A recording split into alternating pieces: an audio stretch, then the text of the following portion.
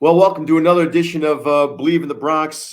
Pete Caldera here in Cleveland, Mike Stanton back in the Houston studios. On this edition, we'll talk about some things we're encouraged about with the Yankees, a few things we're worried about, some injury updates, and I will try to jog Mike's memory on the 1998 season. It's the 25th Good luck with that.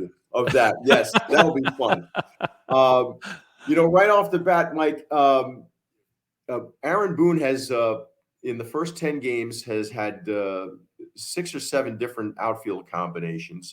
And the most popular, wrote this down, is Oswaldo Cabrera in left, Aaron Judge in center, and you wouldn't have thought this on opening day, but Franchy Cordero in right. And, here's a guy that left-handed power hitter, and that's an element on the Yankees we've talked about that they certainly lack that you would expect to be part of a powerhouse Yankee team, left-handed power, especially in the Bronx and at Yankee Stadium. Right. It's a small sample size, but Franchy Cordero has gotten their attention, and he is now playing against right-handed starters, and he has become sort of a staple in their lineup now. Now, we don't know if this is going to continue, but as of now, he has put himself in play as being a guy that they're hoping to rely upon in like the 5, 6, 7 spot in their lineup. Well, we knew going into the season that there was going to be a turnstile in the outfield, that it wasn't going to be a set outfield. And, what Aaron is really doing here, he's just playing the hot hand.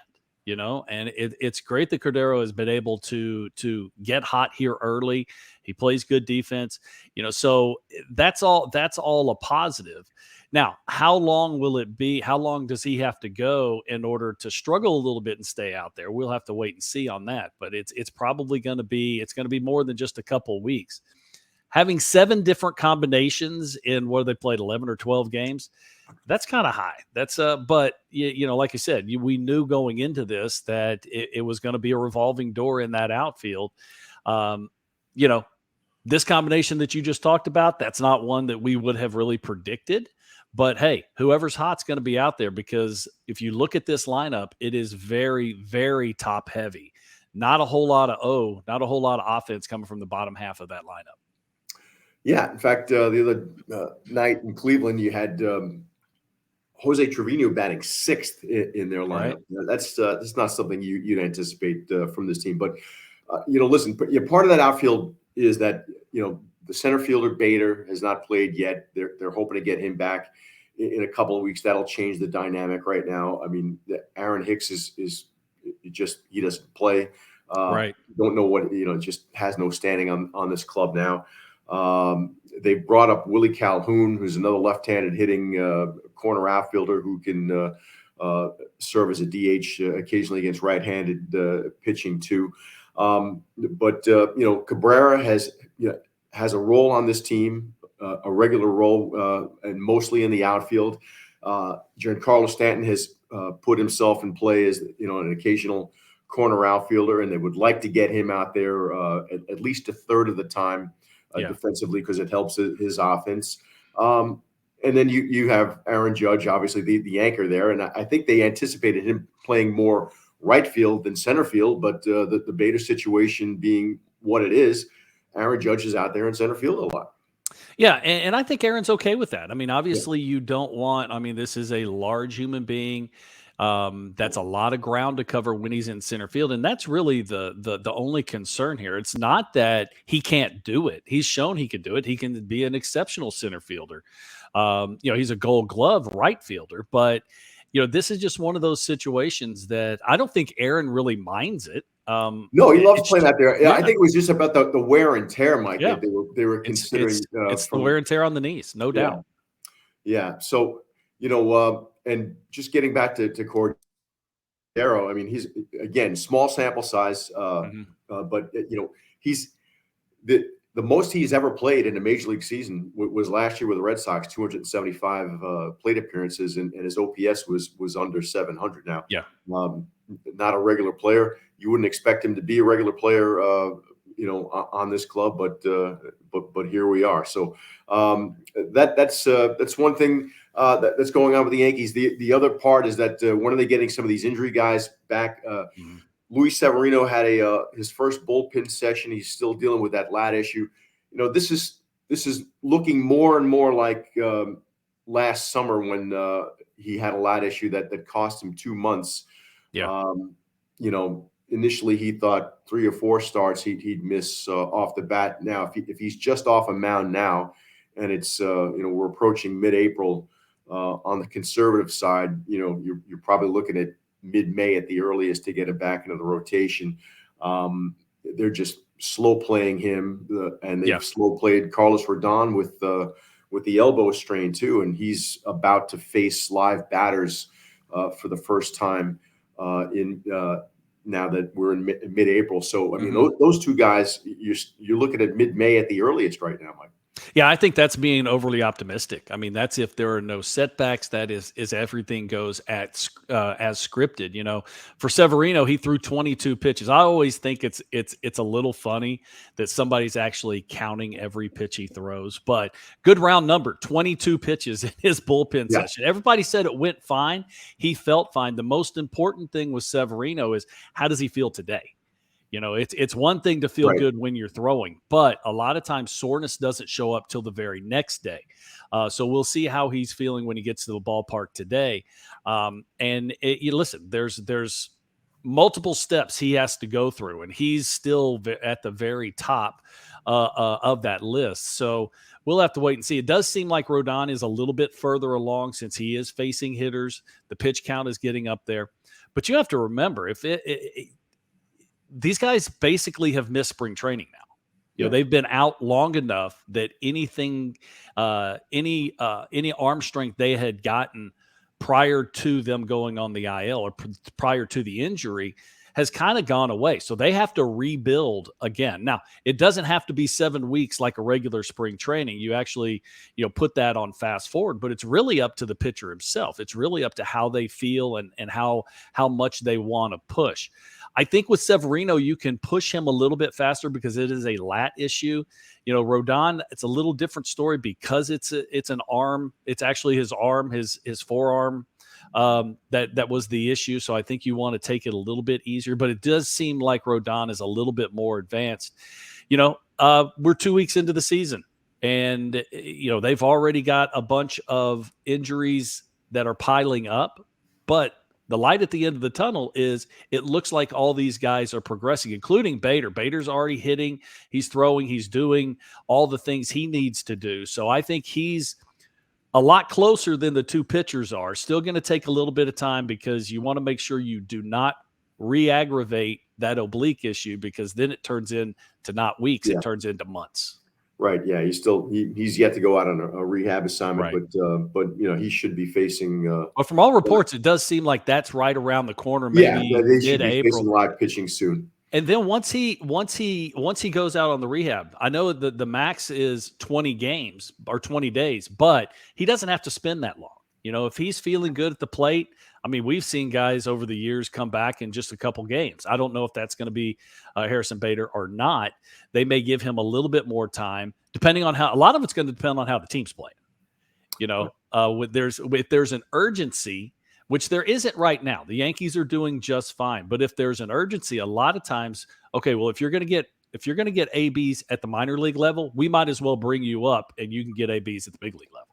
Right. And he would go a long way to helping the balance of that lineup right now, too, because that's a lineup that they anticipate him being in.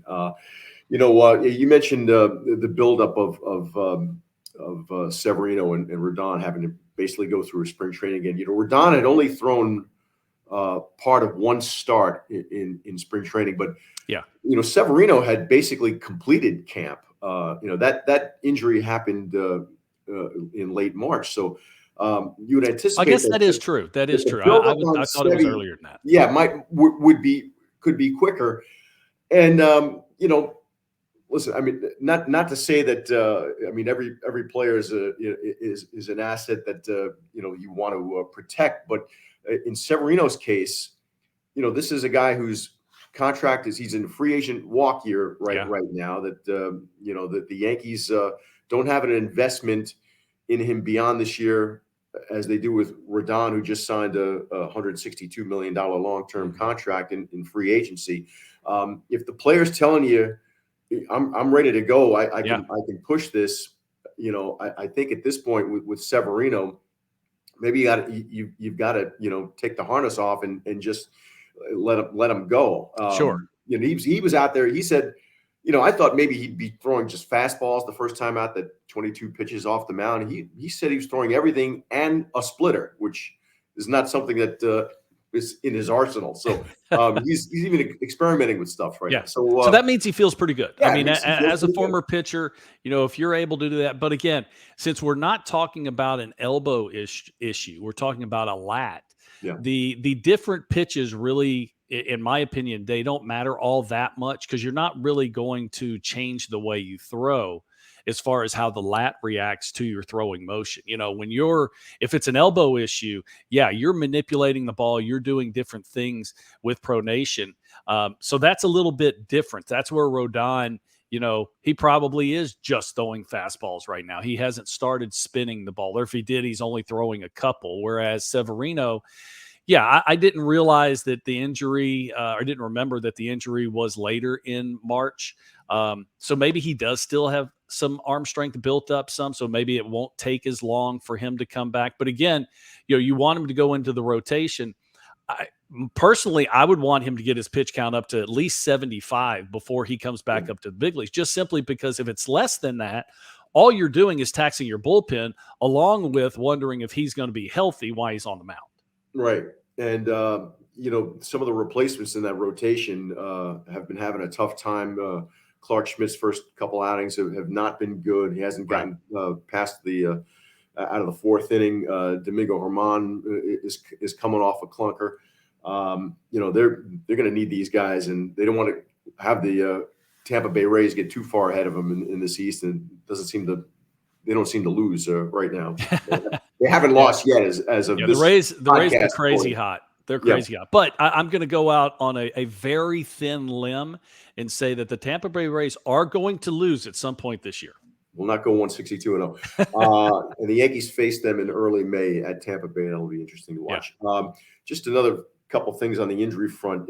Since the last time we got together, the Yankees have lost Jonathan Loaisiga for an indeterminate amount of time with elbow inflammation. That's a big loss for that bullpen, because this is a guy they anticipated, being obviously one of their key setup guys. And the way that the Yankees bullpen is set up with right-handers that they feel can get left-handers out. The structure of this bullpen, and I think you can speak to it better than anyone, Mike. They have one left-hander in that pen in Wandy Peralta, and he's a good one. But you come up with some matchup issues now because you don't have Loaisiga in that pen. You don't have Tommy Kahnle, who's now on the 60-day IL transfer. You won't see him till probably late May, early June with the biceps tendonitis. And Lou Trevino, we still don't know exactly when he's coming back from his elbow issues. So that's three key guys out of the bullpen now that you don't have. Yeah, and that's a big blow, especially when you talk about a rotation that's not that isn't the guys you want in there, and they're not going very deep. It's one thing that if you give up a few runs, you still give me 6 innings, that's fine. But when you're like yesterday's game, when you're coming out in the 4th inning, that's just taxing the bullpen. Now, Colton Brewer did an outstanding job of pitching himself out of trouble, pitching the team out of trouble, and giving them some quality innings. But you're talking about a guy that wasn't even in the organization last year. He came over from the Rays. So that's this is a different year. It seems like the same issues for the Yankees that we've seen over the last couple of years, which is injuries. But you're going to have to get some more innings out of the rotation. These guys are going to have to throw strikes. That's what Germán's problem was yesterday. 5 walks.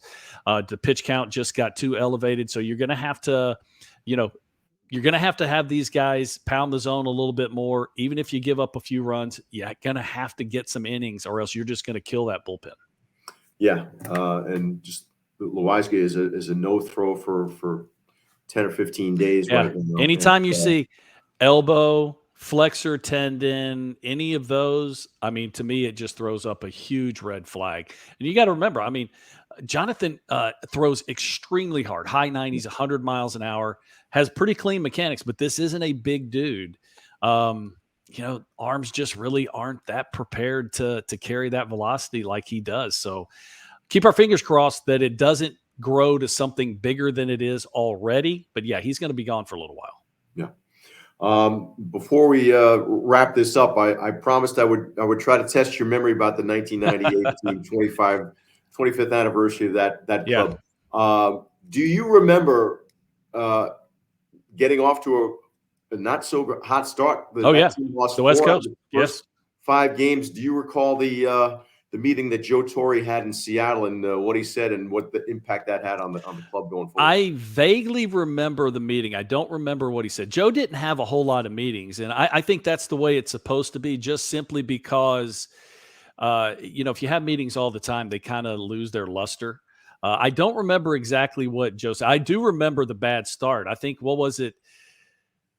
We went out there and played an exhibition game against San Diego State or something like that. That's when Mariano blew out his groin. So that was right before the season started. Yeah, you had to close a few games in Seattle. In early April. Yeah. They put me into the closer's role. I remember I got a save in Seattle. I think it was getaway day, and it was not a pretty save. I mean, there were runners all over everywhere. I got out of it some way, somehow. But I also remember reports. Now, we hadn't even been home yet. We started on the West Coast. Right. And did not play well. Who was the first series against? Was that Oakland? Was it Anaheim? Anaheim. It was Angels. Yeah. I think it was the Angels. Yeah. And I think the Angels wiped the floor with us. And then we go to Seattle. We didn't play well in Seattle. And you got to remember, in 97, the year before, we got knocked out by the Indians in the first round after winning the World Series in 96, which I wasn't on that team. I was with the Texas Rangers. Yeah, and the tabloids back in New York are already calling for Joe's head. We haven't even been home yet, and they're already calling for Joe to be fired. Well, good thing they didn't do that. Good thing you didn't listen to the tabloids, because it ends up being one of the best teams in baseball history. Right. I've almost forgotten. You were on that 96 Texas team that played the Yankees in the first round of playoffs. Actually got one of the lot. We went up 2-0 in that series. And I got one of the losses in Yankee Stadium when Dean Palmer threw the ball away. Threw the ball away at third base. Got 100 runs. At the stadium that night. Yeah, that's right. Yeah, that 96 run almost ended before it began for the Yankees. Right. So, I can tell you the truth. As a Texas Ranger, especially going up 2-0, we said these guys are done. We had a good team. The Rangers had a good team. We could pitch. Juan Gonzalez. Oh my gosh, a lot of Pudge behind the plate. Yep. Didn't have the greatest rotation. Had a pretty good bullpen. But once we went up 2-0, we were looking to the next series. Well, you can't do that in a 5-game series. Yeah. All right. Well, we are early. So what did Joe say? You got to tell. Well, I don't remember what Joe said. I remember the meeting, but I don't remember what Joe said. Well, somehow it impacted the team. I think you basically didn't lose after that. That's right. Well, that was the thing about. I mean, we end up going. It's on the championship ring. We end up going 125-50 that season. Okay, we were 75 games over 500. That includes the playoffs. And I remember it. You're right. It was like we didn't lose. If we ever did lose, I think it kind of just ticked us off, and we were going to go on another long winning streak. It was pretty remarkable how many games we were able to pull off that year. Yeah, that's right. I mean, I guess the next red flag was when you were down 2-1 in Cleveland in the ALCS before having to come back on that. But we'll dive into the 98 season occasionally during this year, because we like to mark anniversaries on this program. But we thank you for watching, for listening, and we'll see you next week. Pete Caldera from Cleveland, Mike Stanton in Houston, and thanks for joining us. We'll see you again. Adios.